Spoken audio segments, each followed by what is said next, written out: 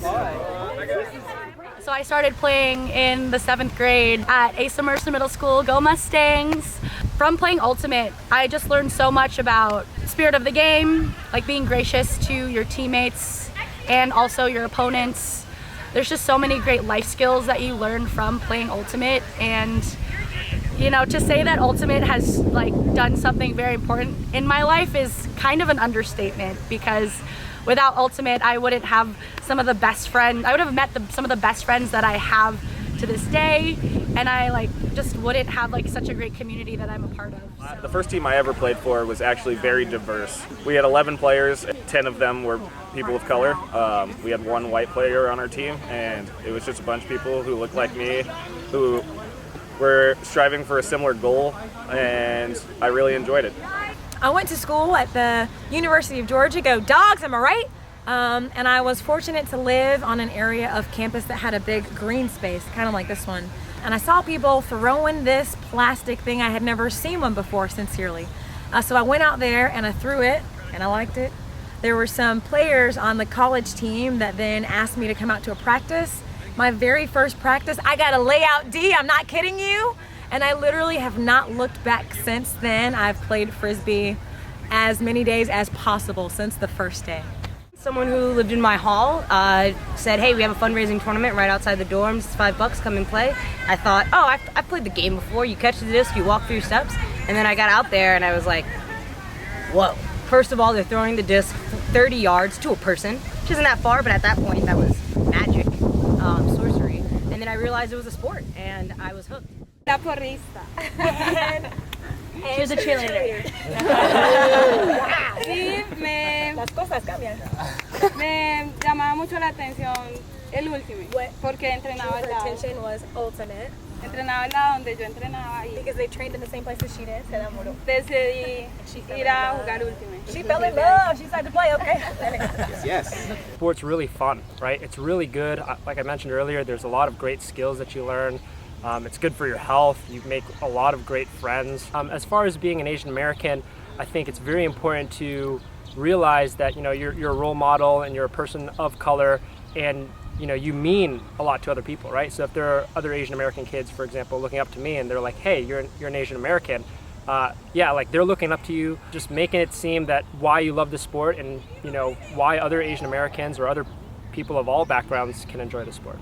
I think generally just Ultimate as a whole is a combination of so many mainstream sports that we've seen. So, basketball, soccer, the endurance of soccer, the traveling aspect of basketball, they're all very related to Ultimate. So Ultimate, you can relate to many other sports, and you see players of color in those sports.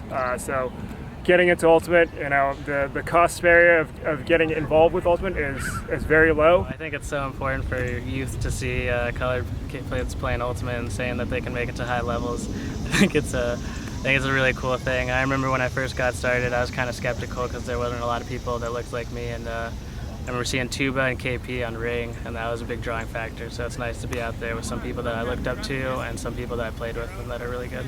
I actually would put the burden on people that are already in the community. We are privileged in a way that the people that we want to reach are not. And so rather than, hey, come on and join us, I feel that we should be the ones to go and get them and bring them into our community.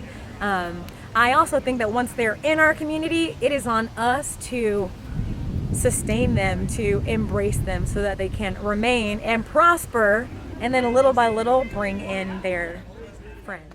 A lot of it is just representation, right? Like, if younger people can see people that look like them in situations and experiences like this, they can be inspired towards that, because that representation is just so important for young people to know that this is an option and that this is a possibility. We now have a partnership with the MLK Rec Center, and we hosted a youth clinic all day. 200 kids, 200 little black kids, little Shanice who've never seen Ultimate but who are capable in their bodies and intelligent in their minds. We brought this sport to them. We didn't invite them, but we went to them, and my goodness, they crushed it. And they were so excited to be able to maybe dream about themselves doing this thing full time. in the very near future. You know what I did? I did a Marine I'm Josh. The inaugural Color of Ultimate game was in September 2018 in Tuscaloosa, Alabama. Actually, a guy named Chris Pereira put it on, really with the same intention that we had. Hey, like, let's get players of color visually playing to show to people of color that Ultimate is a fun sport that they can play. One roster that was mostly white players, another roster that was mostly, well, it was actually all players of color from Atlanta. We made the trip to Tuscaloosa. We ended up playing on a side football field with about like 15 to 20 fans out there. So then we were like on our way back to Atlanta after the game. You know, it was fun, it was great, but then, you know, myself and some other people were just like, man, imagine if this was in Atlanta, right? Where there's way more Ultimate players than in Tuscaloosa, way more people of color than in Tuscaloosa. And imagine if we put in the planning and, you know, the effort to make it happen and did it right. It'd be awesome. The leaders at Project Diversity have taken my idea and they've run with it. They have expanded the conversation to include inequities in Ultimate and how we can bring this sport to players of color all over the world. But if you take a closer look at Ultimate, look at the demographics. The vast majority of players are either white and or upper to middle class. You know, pretty much everyone should have the chance to play Ultimate and enjoy the benefits that Ultimate gives you, whether it's teamwork, overcoming adversity, you know, having a connection with people, learning how to respect yourself and others, you know, all those great skills. This event is mainly to help expose the sport to other people of all different backgrounds. And, you know, hopefully this game helps highlight that players of color, you know, can excel, and also it gives the opportunity for people you know, not of the typical Ultimate demographics to be interested in the game. We're going to play primarily based off of a PUL rule set, which is 80 by 40, okay? So 40-yard width, 80-yard length. There'll be 4 quarters. At the end of every quarter, it's the team with the last possession. When the clock goes 0, has 1 more possession to score. We're trying to make this a show for the fans and also play good Ultimate, obviously, but hopefully we are all able to do that. Right now, we're just going to go into a practice/scrimmage based off of what the coaches have. I'm really excited to play with some of the women from Revolucion, and I'm also really excited to play with Gabe Hernandez. I showed up at Stanford right when he was leaving, so I never got to meet him, and he's just awesome. I remember playing him like 3 years ago, and he was like, all right, and then I played him the first year after double wide, and he had gotten so much better, and obviously he got all the way to the Callahan, so anyone with that kind of dedication is fun to play with, I think. I'm so excited to play with Mascara. I remember playing her at the finals at TEP this past 2 months ago, and guarding her is horrible, but I'm super excited to play with her. One of the players that I've always tried to emulate, the way that she pulls, the way that she plays. I'm so excited to share the field with her today. That's like, it's a dream come true. Christian Boxley and I both went to Georgetown University, both have had tenures on the DC Breeze and Truck Stop, but we've also never played with each other either, so Christian and I are definitely looking forward to play with each other in this game. Play with Jesse Boland. Going at Carleton right now and him being a Carleton alum, I never actually got to cross paths with him on the field, and I'm super excited to play with him. I'm most looking forward to meeting new people who I've only interacted with either online or I've just seen highlights of them. You know, in some ways they've been like mythologized in my mind with some of these people, and now to actually get the opportunity not just to watch them play but to actually coach them is something special and rare, and I really want to cherish that moment.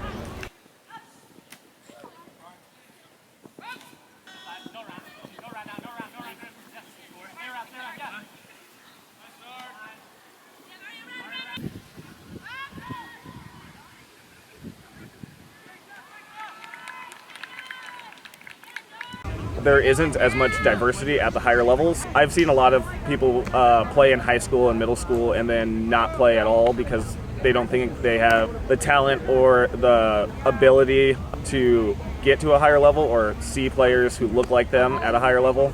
The more perspectives you have about anything, really, the more you're able to learn about yourself and the more you're able to understand other people. So if you're pulling from different talent pools and different experiences and different backgrounds, whether it's an Ultimate Frisbee or anything else, you're more likely to be a better person, be smarter, have more information, have a better product.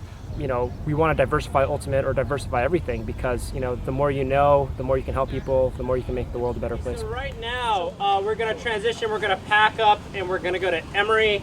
med school. The parking lot is called the Michael Street parking deck. Anders is the med student here that got us the room. Let's go! Take the village, am I right? So we're going into our discussion about race and inequity and what it means in our sport. So hopefully get your mind mentally prepared on what you want to say or what we're going to say. We have Shanice made this program for us. It'll take about an hour and a half. After we do that, then we're going to head over to the field. You know, some of us are going to help out with the clinic. Some of us are going to hang out. But if you guys want to rinse off real quick. Nah. We don't have time to rinse off. We don't have time to rinse off. We will rinse you with our words. Okay? No shower. Okay, no no shower. Ideally.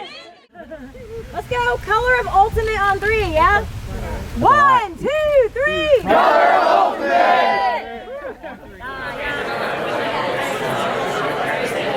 Out to work once from Colorado. Let's bring the attention up front. Describe an experience that made you distinctly aware of one or more of your identities. That could be your gender, that could be your race, that could be your orientation, that could be your class. And it doesn't have to be sport, it could be anything. I'm sure a lot of us have been thinking of for a long time, like, now's the time, open floor, safe space, we want to hear it. So about not having like fellow people of color to go to, the transition from truck stop like has been crazy. Like it's been mostly white people, like, and then like we have 5 people of color representing that team. I'm proud. I can go to practice and be like, hey, did you see this? Like, and the more things happen like this, like we're gonna elevate better players, like the younger ones, and they're gonna end up on those teams. So like we don't have to worry about it. Like I know it sucks now, but we're laying that path to have more people of color. So that was that real quick. But one thing that like bothers me, that it still happens. You'll see a defensive play, Ulti-World will write about it, and it'll be like, oh, Bo Kittredge made this like really skillful cut. Whoever got like this really like made a smart play, and then like when it's us, it's oh they got that D because they're quick, like they're athletic, and it's like I can make this. I'm a smart defender. Like stop putting me. Like I did that because I saw this. Like I saw the next pass. I know you're gonna hug it, so I'm reading that play. Like I didn't catch up because I ran 40 yards really quick. Like I know what's going. Like that's the change I want to see. Like the language. Like it may be small to them, but like to me, it's like no. I'm a smart player too. So like that's one thing that like bothers me, and I hope changes. As being like the only player of a color, it was like, okay, there might be situations where I'm looked at differently, but I have to challenge myself. There's good players out there, and all I saw was like the good players who were white and weren't players of color. So for me, I had to like really look deep down inside and ask myself what I wanted to be remembered as a player. So it really challenged me, like just to chase after my dreams and strive to do better every single time. But I've had the privilege to be able to coach high school kids that don't have anything. And it reminds me of the other dimensions that we have and the other questions about. Like we talk about race, we talk about gender, but we often forget about how, Anders, thank you for bringing this up, like that access is really hard for the way the sport is structured for kids who just can't even get across town to play.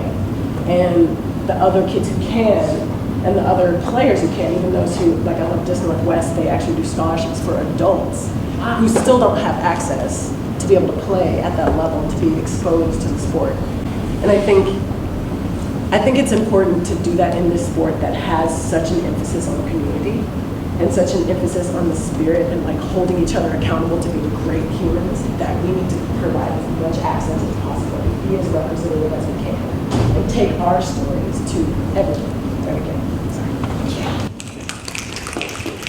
I've noticed the impact that representation can have on youth, young players, and even players who are trying to get into the game as adults. And so being able to showcase and create awareness surrounding the racial and economic inequalities within our sport, I think is huge, and I am really appreciated to be able to help in this way.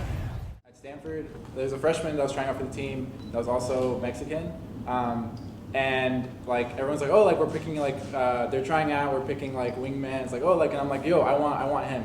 And like, and I didn't really know why at the moment. I was like, by the end of the year, like he was one of my closest friends on the team. And looking back, it was like because like the first time I saw him, he was wearing this Mexico jersey, and I'm like, yo. Subconsciously, I'm like, he's like me. I want like more. Like that's not something I'm used to. The second thing, my first time playing in a game that had the national anthem played before, I was like really interested in having a discussion about like, oh, like what kneeling would mean to me, like in terms of like education and like immigration, in terms of like the Mexican Hispanic community. So I was like, for the days leading up to it, I was like thinking about like, oh, like it'd be a cool discussion shared with the team that's all white and a couple Asians. Like why I would want to do something like that. And then someone like jokingly like mentioned the anthem and like, oh, like I hope no one pulls a Kaepernick tomorrow or something. And another person on the team was like, yeah, if anyone kneels for the national anthem, like I'm not going to talk to you like at all. And so like immediately I'm just like, well, it's like right before a big game. I don't want to be the reason why like there's this like controversy on the team, right? So I'm just gonna like not going to say anything about it. It's really hard for me to like talk to anyone about it because there's like I don't really ever know any other Latino players on any of the teams I'm on. So it's really hard to like, you know, just I'm just gonna bring this up to someone that like it doesn't really affect them or like they might I don't know, but you know, and so it's always hard to like, especially when you have like family and members in your community that like can't see their family members because of those reasons. It's just like a constant thing. I'm just like, oh, like this is a thing that I deal with and not what other people do. So there's a couple. There's some awesome people on this roster, and I would love to be a part of just getting to know them. I'm from Atlanta, so this also feels really close to home. I am excited to represent some of the people who may not have been able to come out and like be a part of this game, but to be a player of color and to be able to like represent for them and try my best out there.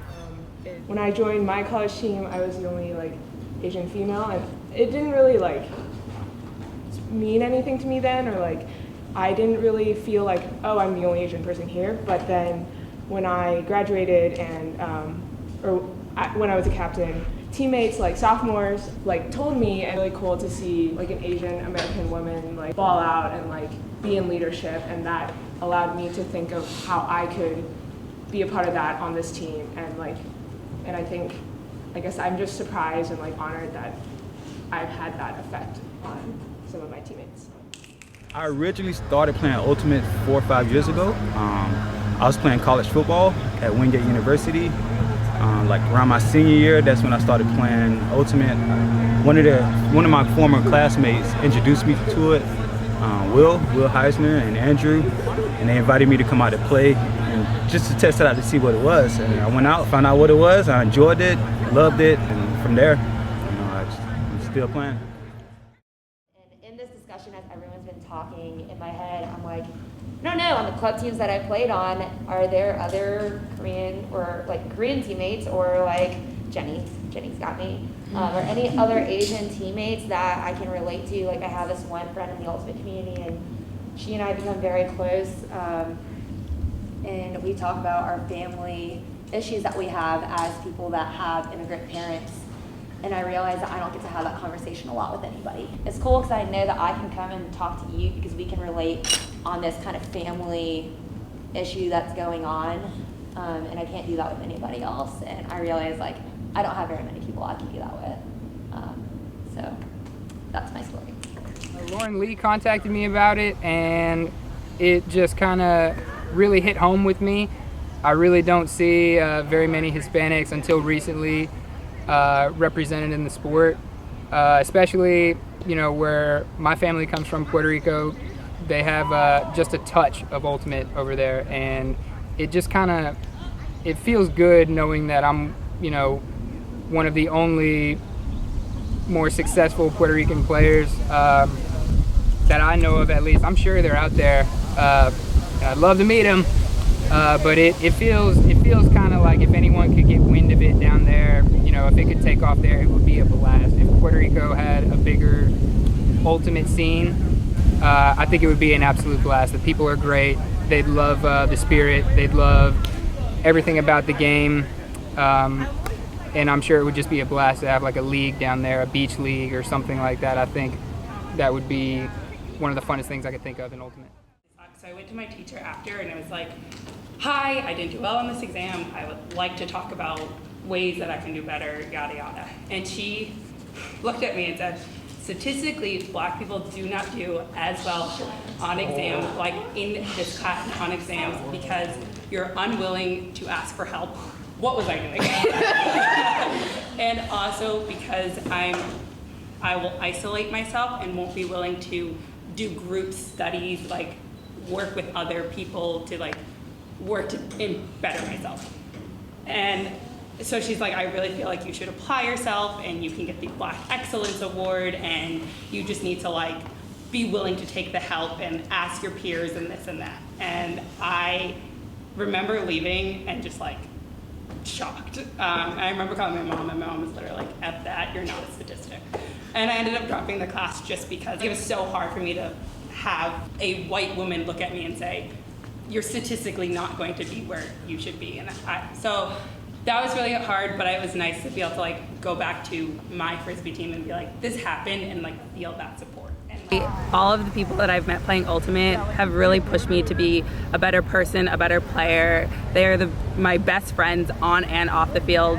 They are there when I'm frustrated over an Ultimate point or, you know, dealing with personal life. They're just, the community itself is just so welcoming, so holistic, that I think just being able to be a part of it is really helping me grow as a person and helping the community as well. She's like, yeah, this is all great, but you know, you should maybe just like look at a community school, like community college school, or like a tech school, you know, just as a backup. And I was like, well, like, I don't understand. Like, I'm close to 4.0, like, how could I not get into these schools that I'm applying to? And she never like actually came out and said it, but I felt like she was just telling me like, oh, as an African American, like even looking at my scores, like still doubting that I was like able to accomplish like these goals that I wanted, that I was like setting for myself. And I was like, no, I'm going to like UGA, or I'm going to like one of these bigger universities. She was like, I just don't know if that's for you. Like college is different than high school. And Ultimate Frisbee is something that I've gotten a lot out of, and I think about it for the kids that I teach. Maybe might not have the opportunities that I've had in Ultimate Frisbee, so anything that's making a difference in that is something that matters to me a lot, and I think is really exciting, and I'm excited it's happening. I've always been very, very aware of my identity ever since I was growing up. I think mostly the first time I was aware of it was the first standardized test I ever took, and I had to put, I'm half white, half black. I had to mark other. It was back when you could only pick one thing. I remember having to circle other and going home and speaking with my mom and being like, why did I have to put other on this test? I was like, am I other? And sort of, I don't know, it's definitely been a theme throughout my life in terms of class and race. My father was in prison most of my life, and I lost other family members to gang violence and stuff like that. So growing up in that environment, and then for middle school transitioning to private school on scholarship and stuff, and being the only black person at my middle school, like, and not just like, I was the second black student ever at the middle school, and I remember touring there before I went, and like people coming up and feeling my hair and stuff. My hair was even bigger. I mean, I did have nice hair. I won't. As a chemistry major, I was the only black male in the chemistry department, in the undergraduate chemistry department, my entire time there. So that means the 3 years above me, and also the 3 years behind me, I was the only black male in the entire chemistry department. So I don't know, always very aware of my identity, and always feeling like I had to fight for my right to be in the spaces that I was in, you know. Being the only one of 2 black people on Vandy's Ultimate team, and then the only black person in the entire Knoxville Summer League, and then the only black person on my club team, it was a lot. But there were, you know, in the age of technology, I was able to get on YouTube and watch games Sorry. There were a lot of players like in this room that I remember watching Rico, Mark, Jock, and Jesse for sure too, and just being like, feeling like, you know, like I can do it, you know. So thank you guys. Thank you so much.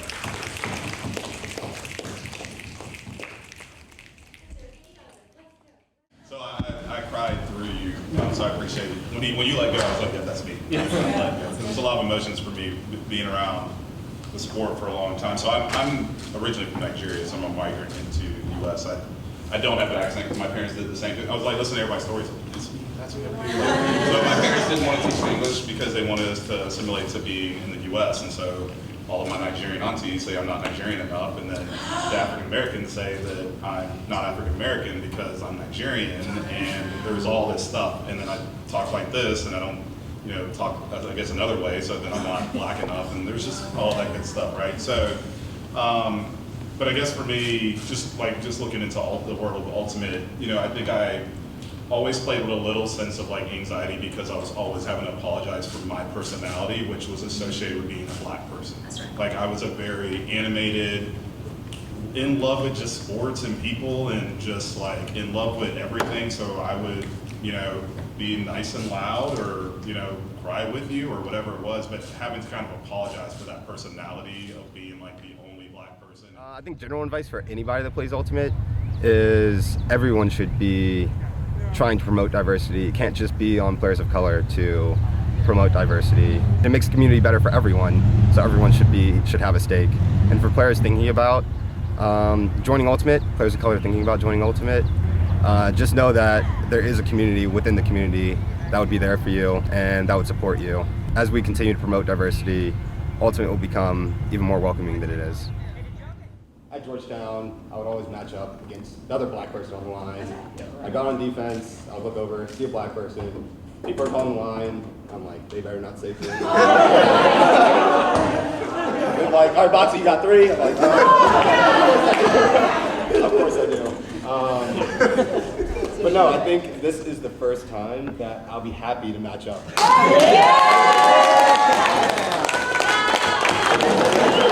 Okay, we are super over time, but that's great. We were going to make these strategies, which would then put the burden on us to teach people how to navigate that. Bump that for today, and hopefully because of today, on many other days, nobody is going to have to be other. Nobody has the burden of proving themselves or dialing up their colorness or dialing it back. None of that. This day, we are all stars, yeah? This day, our community is serving us. This day, our community will place us on the grandest platform and celebrate us, not mostly because we are people of color, but because we deserve to be here, yeah? Let's come We do need to go, but like, we could have a discussion for like days about what we want to do to improve the community, but let's just take this game and just show it, like how we want Ultimate to like move in this direction. Team Sim, am I right? Just kidding, just kidding. Here we go. Awesome.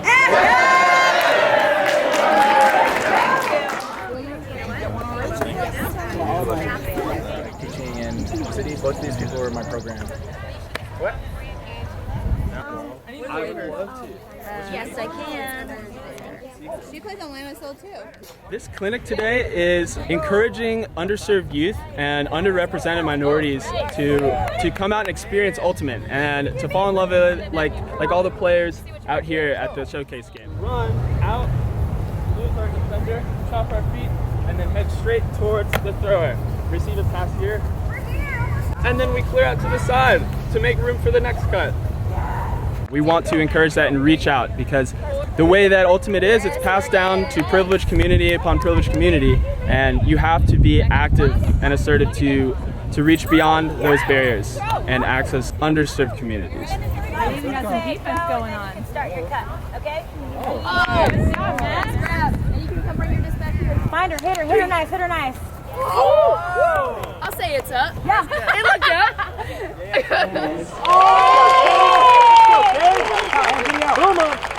Number 24, Sun Choi. Number 5, Jaime Perez.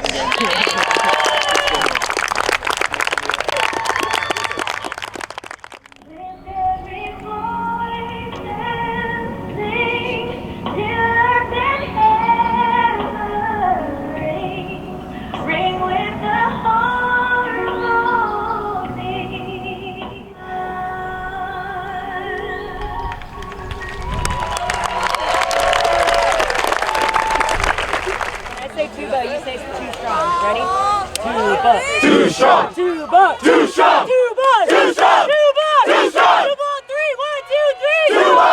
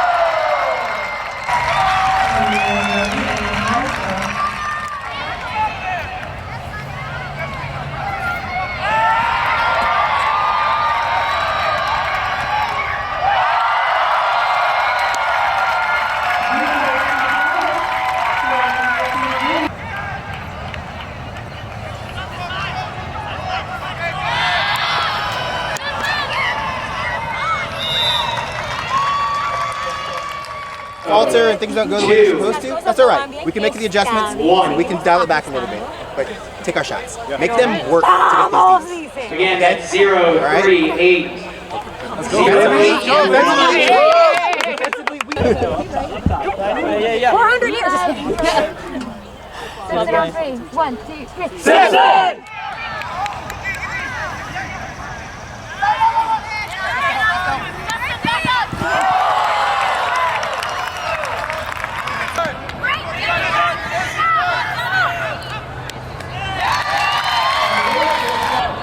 Here, putting out the shot for William Johnson.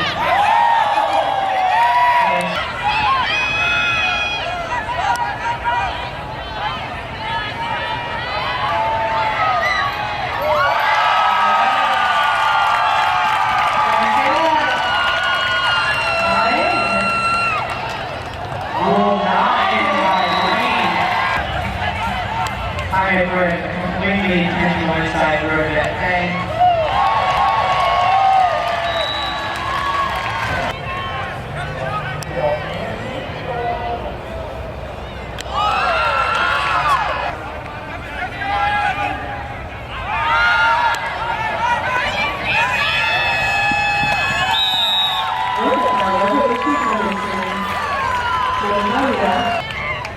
Dead Oscar and I grab wearing his British voice.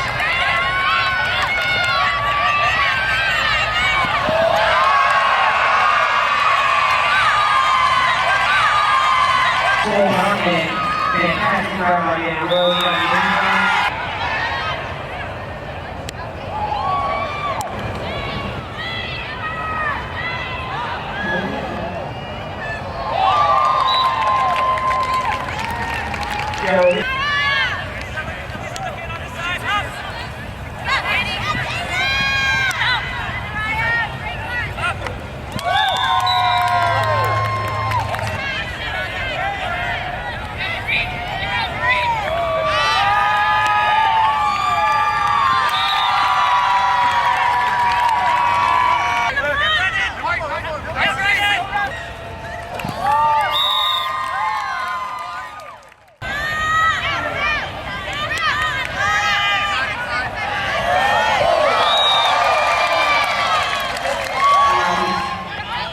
Look at nice lefty.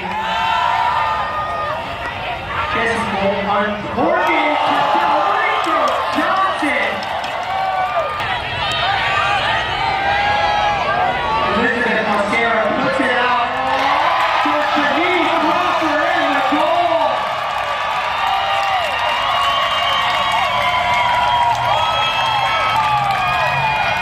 one thing. Hey, let's enjoy this last go of this team. One, two, three. Unit coordinator of the district main field, finds honors also local organic product. Lifts the disc into next year. So we look partnership in the goal. And the win, ladies and gentlemen, is going to be it. Team 2 secures the W. What a game! Stage! What a privilege! Thank you, thank you, thank you, thank you. I don't even have words to describe what I'm feeling because I've never been here before. Thank you, thank you, thank you, thank you to you, to the people that made this possible because it's crazy. Thank you so much. Something that I feel like I noticed a lot when we were all talking and sharing stories. One, thank everyone. Thank you all for your vulnerability and sharing. That was probably the highlight of my weekend. This game was amazing, but being able to connect with all of you was even better. I feel like themes that we heard throughout were hypervisibility, invisibility, having the strength to be who we are and not worry what other people are thinking. And I think we came out here and left it on the field. We were hypervisible and everyone was there. We didn't have to think about who we were, we just came out and played. So thank you all. Let's go.